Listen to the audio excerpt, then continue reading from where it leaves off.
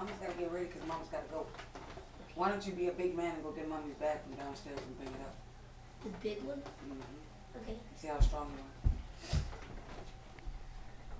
So, she would come see me every day. And I was so angry at her that I wouldn't want her to touch me. I didn't want her to kiss me. She would kiss me and I would get mad. You know, my grandmother would encourage it. Like, go over there and say, you know, give your mom a hug. And I was like, I don't want to. I was a kid. I was Jaden's age. For me to be a mom and to ever think that my son would never want to kiss me or hug me, I can't imagine how that would feel. So now, as a mother, I know how she felt. Because even though she was sick, my mom was smarter than more people out here. You know, that's one thing that people don't understand is that just because they're mentally challenged or whatever doesn't mean that they're dumb. My mom was very smart. But because she was labeled incompetent, you know, people tend to be like, oh, she doesn't know what the fuck she's talking about. I mean, shit, she's talking about Michael Jackson and shit. Why the fuck would I listen to anything she's got to say? What advice could you give me on my life for the world? I'm going out into the world. You know what I'm saying? So, you know, she would come to the house and she would try to kiss me. And one time I was taking a nap, I remember, when I was a kid. You know, I would take naps and I would suck my thumb, and I slept with my grandmother. I slept with my grandmother until I was almost 13 years old. Most people would make fun of shit like that. But me, it was like, I was her protector. Damn, you're muscular. Put it right there. Open it up. Mommy's gotta go to work.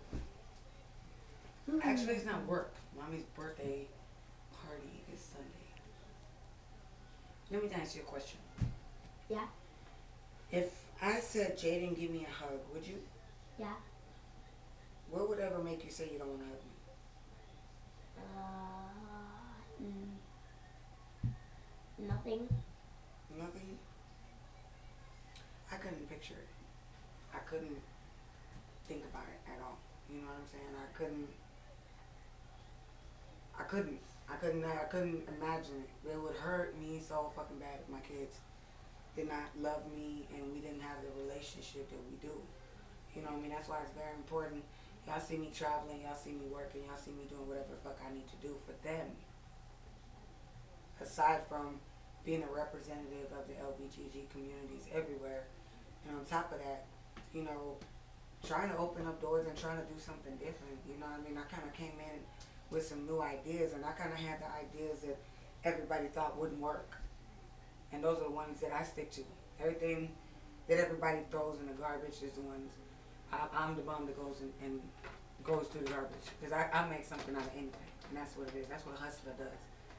But my mom, you know, she would, one time I was asleep, and I went to bed with my grandma. Let me see, Daddy. Look at your boy, your little friend over there. I went to sleep with my grandmother, and I used to suck my thumb. If you watch my Mother's Day documentary, you know. I used to suck my thumb, and I used to rub her arm, and that's how I went to sleep.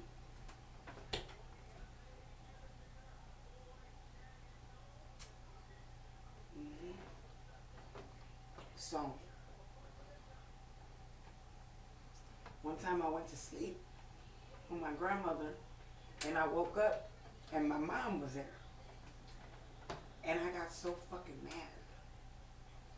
I remember I got so fucking mad because I had been physically in contact with her. And I hated it.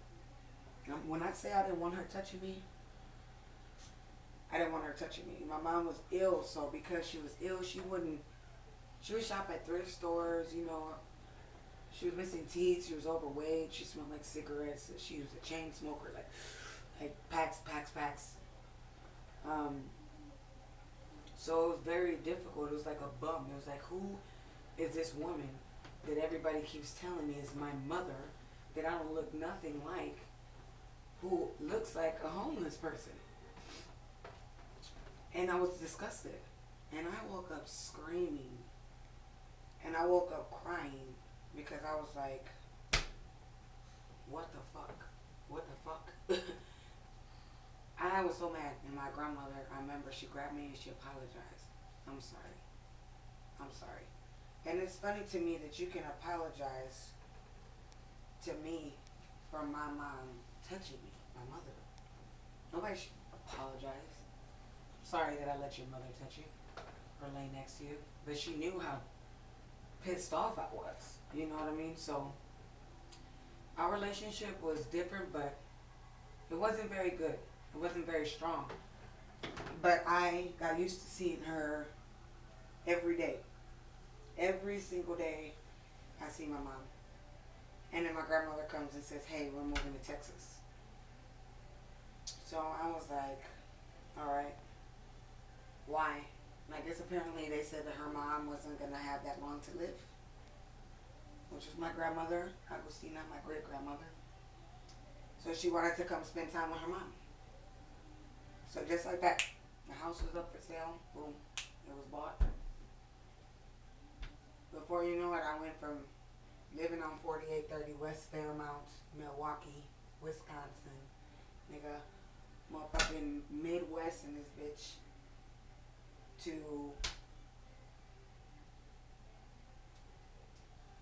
on my way to Texas.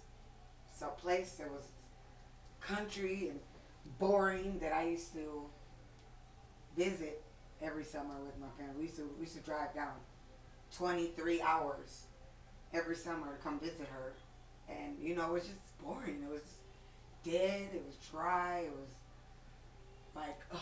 You know, and then, I don't know if you know anything about Latinos or any kind of family. When a whole bunch of elders get together, what do? They sit there, drink coffee, and talk for hours and hours and hours.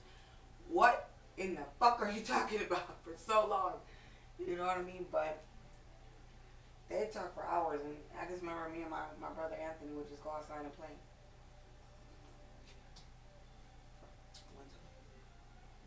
Don't spill it. So now we're on our way there. And I remember that my mother was very upset because she felt like they had already taken me away from her. And now they're moving me thousands of miles from her. And one thing, if my mom didn't have a right mind about anything, she knew I was her baby. My mom knew that I was her baby. She knew I was her daughter. She could talk about Michael Jackson, motherfucking Mel Gibson. She could talk about Madonna. She could talk about all the bitches, but she knew I was her baby. And she would always say, come dance with me, or come sing me a song. I really hate you.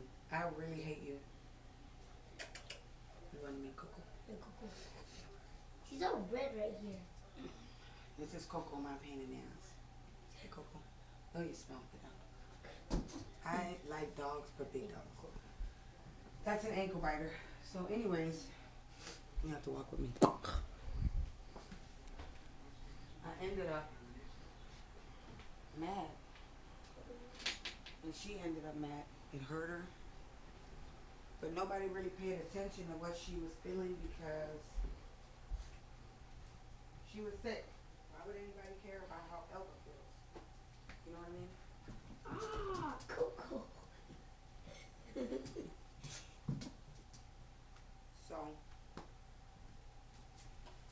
naturally, go get mommy the rings. Okay. And my cigarette from downstairs. Naturally, nobody cared, you know?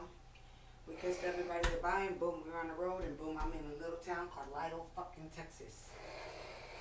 This big. I grew up in a mostly black neighborhood, so to come to Texas and be in a town where there's not one black person, not one, I was like, alright, I got it. Went to school, these motherfuckers was calling me nigger, black bitch, shooting shit, spitballs, and I mean, you name it. All right. I took it. I didn't want to give my mama no problems. The town is really small, so when they talk, it spreads. Like you fart and it's on the front page. That's how small the town is. Everybody knows everybody. Everybody's in everybody's business. So I didn't want to bring any shame to my family and my family's name in that town because my family was well known in that town. It's Spartas. You know what I mean? It's just a big family. My grandmother's family consists of 10 brothers and sisters, plus their kids and their kids, and it's just we have this huge. The damn town was they know, you know. So I took it, and I took it until I took it, and I took it until I snapped. Bitch got tired. If I have to stand up for myself and that brings shame to my family, then I guess we just gonna be shameful motherfuckers. Because I'm not gonna take shit. Mind you, it's not about bullying. I think that bullies are bad. They shouldn't take it out on innocent people. You know what I'm saying? So I don't agree with bullying, but just keep in mind that everybody has their own story. Everybody has their own reasons why they're angry. A lot of these bullies have been abused themselves, molested, raped, and the only thing they know how to do is come to school, and take it out on other motherfuckers. Now, we ain't having no bullying over here, are we? Nope. Goddamn right, because I don't play that shit. Every year, when my kids start school, I do what? What'd you do? You okay? You can be honest. What'd you say? Shoot them, right? I don't fuck with mine. Not these ones. I am crazy. It's not just a look. It's not for fun. It's not because I like fans. I'm motherfucking crazy behind these ones. And that's the God's honest truth. So anyways, what I'm saying is basically, you don't know people's story while you fucking with them. You know what I'm saying? You don't know what they've been through. You don't know where they come from. You don't know a goddamn thing while you're sitting here. Because eventually, we have to try to maintain and learn how to act in society. But when you grow up, eventually, guess what? You're going to start popping back. And you're going to come back with 10 years of anger that's built up. Not just because that one person is fucking with you today. When you fucking with me, you getting 30 years of mental and physical abuse coming back at you. I'm not going to stop. I'm not going to feel bad. You better pray to God somebody can get my ass off you. I done fought a grown-ass man my whole motherfucking life. So at the end of the day, when I got to Lido,